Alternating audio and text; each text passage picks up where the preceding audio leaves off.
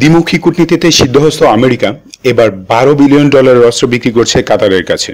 আপনারা সবাই জানেন ইউএস প্রেসিডেন্ট ট্রাম্পের সৌদি সফরের পরপরই সৌদি আরব, মিশর, আরব আমিরাত এবং বাহরাইন কাতারের বিরুদ্ধে জঙ্গিবাদের অর্থের যোগান দেবার অভিযোগ তুলে কাতারের সাথে হঠাৎ করেই কূটনৈতিক ও অর্থনৈতিক সম্পর্ক ছিন্ন করে।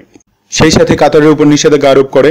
যেহেতু সুপেয় পানি, খাদ্যসহ বেশ কিছু ভোগ্যপণ্যের জন্য কাতার এই দেশগুলোর উপর বেশ নির্ভরশীল, তাই এই নিষেধাজ্ঞা তাদের জন্য বিপর্যয়কর হবার সম্ভাবনা ছিল। মধ্যপ্রাচ্যের রাজনীতির সাথে যেহেতু একটু হলেও বাংলাদেশের পররাষ্ট্রনীতি জড়িত, তাই এই বিশ্লেষণী ভিডিওটি আমরা করেছি। প্রেসিডেন্ট ট্রাম্প সৌদি সফরে এসে $110 বিলিয়ন অস্ত্র চুক্তি স্বাক্ষর করেছে এবং আগামী 5 থেকে 10 বছরে এই অস্ত্র বাণিজ্যের পরিমাণ বেড়ে দাঁড়াবে $460 বিলিয়ন। গত শুক্রবার ট্রাম্প নিজেই কাতারকে উল্লেখিত অভিযোগের ভিত্তিতে তিরস্কার করেছেন।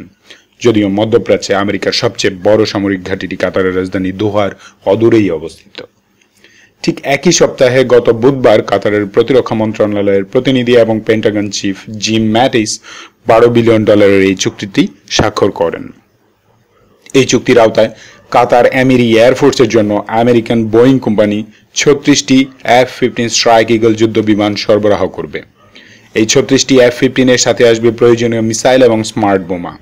গত বছর বোয়িং এর সাথে কাতারের 72টি F-15 যুদ্ধ বিমান কেনার একটি চুক্তি হবার কথা ছিল, যদিও পরে চুক্তিটি আর হয়নি কোনো কারণে।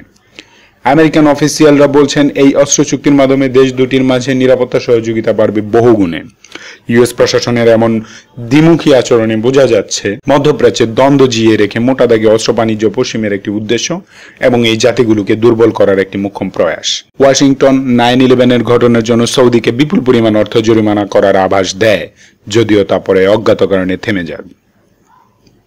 কাতারের বর্তমান পরিস্থিতিতে ইরান, তুরস্ক সহ বেশ কয়েকটি দেশ সাহায্যের হাত বাড়িয়েছে।